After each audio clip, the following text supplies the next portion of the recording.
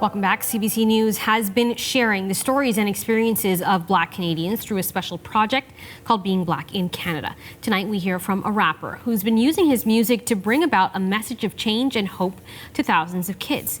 Asha Tomlinson has more.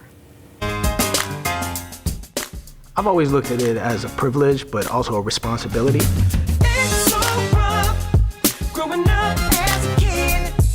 And I'm a firm believer that having an outlet is just so important for youth. Trying new things, because when you find something that you connect with, your self-esteem goes up, your drive for life goes up, and you find purpose. I'm D.O. Gibson, hip-hop artist and motivational speaker. My mom, dad, and they'd say, "Wait, what are you doing? You're gonna be late for school." And I'd say, "I don't think I'm gonna make it to school today." DO stands for Defy the Odds, and he drives home that message to the next generation. He's been invited to speak at 2,500 schools in the span of 2 decades. I get out to schools to talk about Black history, but more importantly to me, I talk about Canadian Black history, which is a story that isn't told enough. In the Guinness Book of World Records for longest freestyle, Dio uses his music to highlight Black Canadian history. Hey yo, my mama used to say, everything gonna be okay, don't worry about them, one day you gonna find your way. What surprises you most when you go into schools and talk to them about Black history?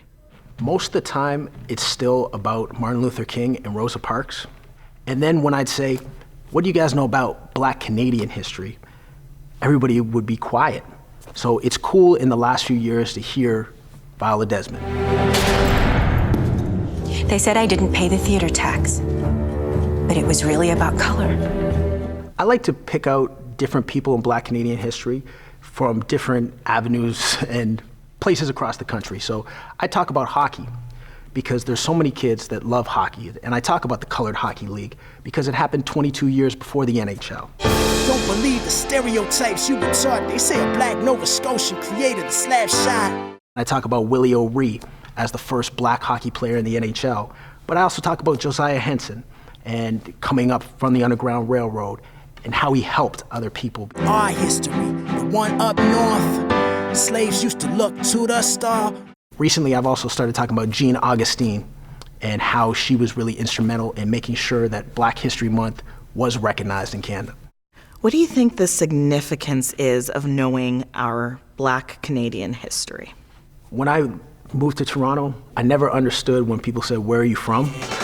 Hey yo, I'm going back to Halley so that I can kick it. Go and see the family and handle some business. People would say, "Where are your parents from?" And I would say, "They're Canadian." "Where are your grandparents from?" "They're Canadian."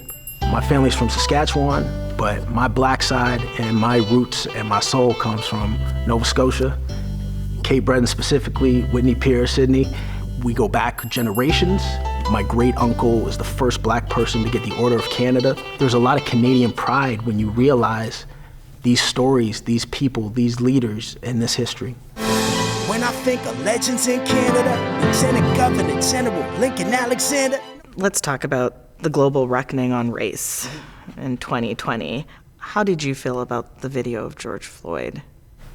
It's just certain things about it that really hit home. You know, I can't breathe. Just that basic human, right of life. And then him asking for his mother. It was definitely a challenging moment, and the after effects were incredible as well. I was amazed when I'd see smaller communities get together, when I'd see a little white boy or a little white girl wear these Black Lives Matter shirts with their fist up and really feeling pain and really wanting to do something about it. What is it about young people, that you're drawn to, that you want to get them engaged?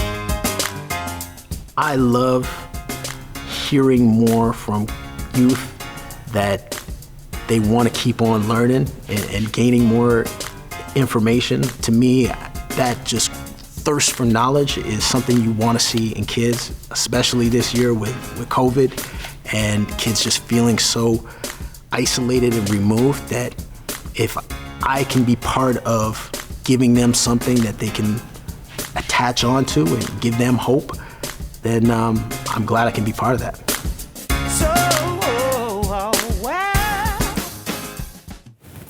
So Asha, an inspiring story and his freestyle world record. I'm intrigued. What more can you tell us about that?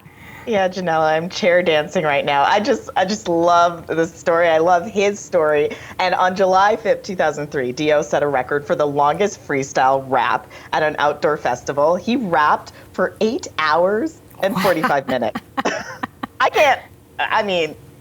Speechless, right? So I asked him to do a little freestyle. I had to. Of course. And check this out. Black Canadian history from coast to coast. You read the stories, and they don't need to boast. But I can tell you this, as a rapper, you can add the data. But Black history is here, I see it in Asha, cause she been putting it on CBC and running it. Big shout out to my man Dwight Drummond. Cause Black history, you can see it in Nova Scotia. You can see it in Construction Number 2 Battalion. I'm talking about the soldiers. You can see it in Viola. You can see it out in Buxton. You can see it out in Chatham. You can hear it how I'm rapping. You can hear it out in Edmonton. You can see it out in BC. All across the country. Can't forget about the prairies. But I think Black Canadians, man, we do it best. We got Drake, we got The Weeknd, and we got the Godfather, Maestro Fresh West.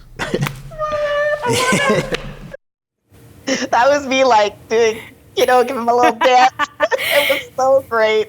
And, Janelle, he also has a website. It's called Black Canadian 365 because he says, he wants people to learn about Black history in this month, but also all year round. Yeah, of course, Black History Month is wrapping up, but you can learn Black history anytime. And you are hosting a special program, Being Black in Canada, this weekend. Can you tell us about it?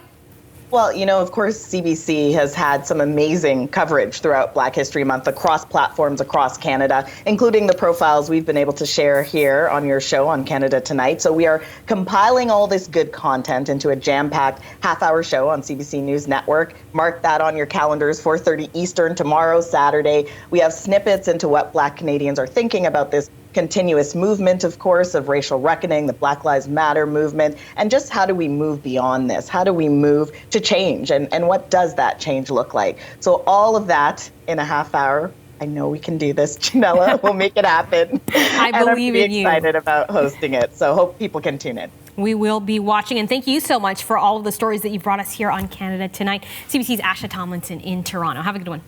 You too.